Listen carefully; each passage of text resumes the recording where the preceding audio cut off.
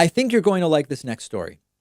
Devin Nunes is a Republican congressman. He's filthy. OK, he's been wrapped up with the White House and with the sketchiness of trying to have foreign powers smear Joe Biden way back when, before the 2018 midterms, when the House Intel Committee was investigating Trump. Nunes was on the committee and he was going to the White House to tell Trump what they were doing.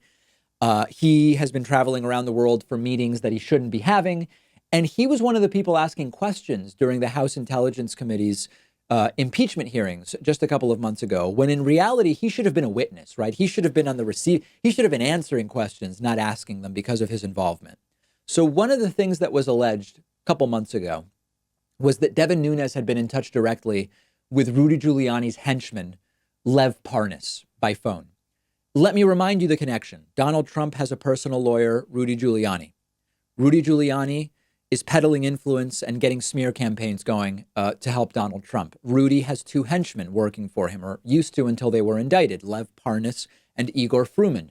They go all over the world. They do dirty work. They're doing surveillance on people. They're making deals, influencing people, doing Trump's bidding through Rudy Giuliani. When it was previously alleged, thanks to leaked phone records, that Devin Nunes had direct phone calls with Lev Parnas, he couldn't remember it. He denied it. It didn't trigger anything in his memory. Now, we knew he was lying. It was suggested maybe someone took Devin's phone and called Lev Parnas, if you can believe that.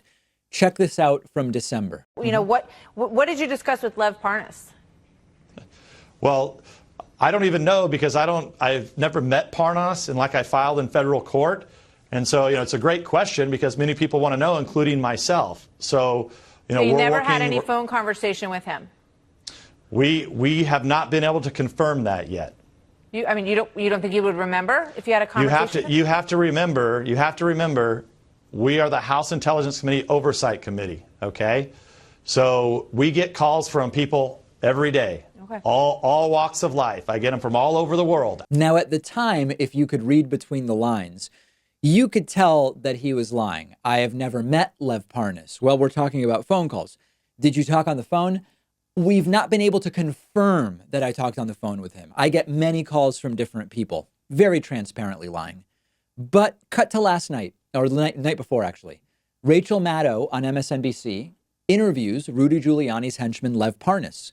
And what a coincidence, right after Lev Parnas tells Rachel Maddow everybody was involved, Trump all the way down, Devin Nunes suddenly remembers the phone call. Check this out. Devin Nunes back on Fox News 2 nights ago talking about it.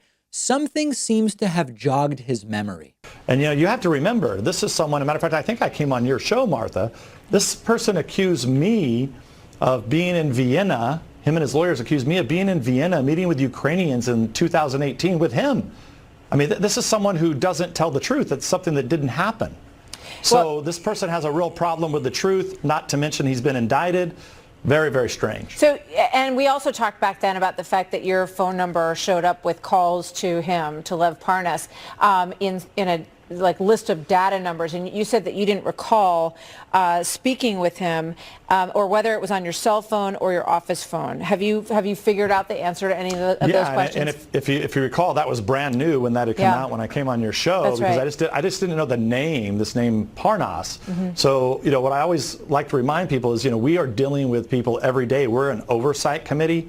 So we have incoming calls that come to my office, to my cell phone, et cetera, et cetera. And then sure. you know now that he had called my cell phone, and I didn't know his name. I didn't remember the name, but I did remember going back, looking at where I was at the time, because you can do that now. You actually know where you physically are. Checked it with my records, right. And it was very clear. I remember that call, which was very odd, random, talking about random things, and I said, great, just talk to my staff, and boom, boom, boom, and which is so there was no discussion about the Ukrainian ambassador. Was there any discussion about the Ukrainian ambassador and the fact that she should be removed in that call? Well, the first time I remember the name Yovanovitch, the ambassador, was not until this impeachment sham started. Total liar. Can't be trusted. Oh, I denied the phone calls, but I did talk to him. But he's the guy that you can't trust. Great. He remembers the call. And he remembers talking about random things. Does anybody believe that Lev Parnas had a random call with Devin Nunes, who Nunes didn't know, but still passed to staff for follow-up? So, of course, the goalposts are being moved. First, there was no recollection of the call. Lev Parnas doesn't ring a bell. What are people talking about?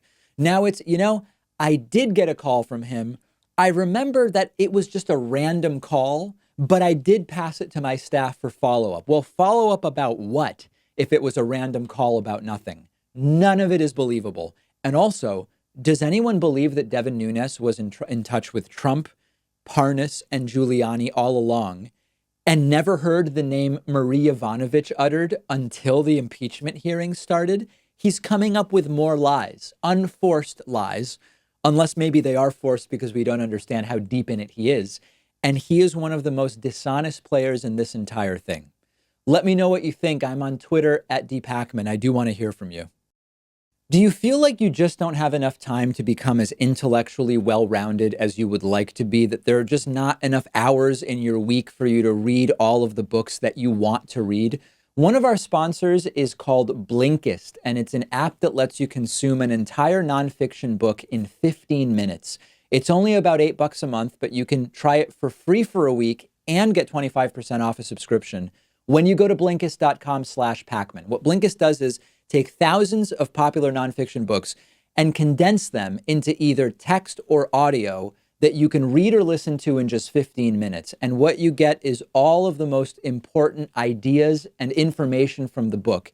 Imagine being able to listen to an entire nonfiction book in the amount of time it takes you to drive or walk home from work. I've just finished listening to Upheaval by Jared Diamond. Jared Diamond, a tremendous author whose work I've previously recommended. Excellent book looking at some of modern history's biggest national crises to figure out how different countries ended up in such precarious situations. Blinkist has totally transformed how I consume information. I love it.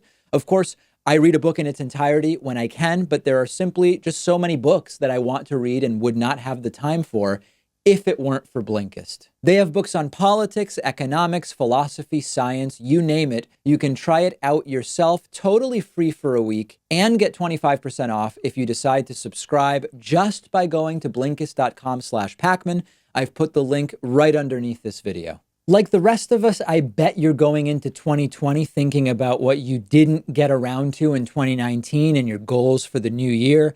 If you want to work towards being your best self in 2020, understand more about the world around you, and make sure that your time is well spent, then Blinkist is for you.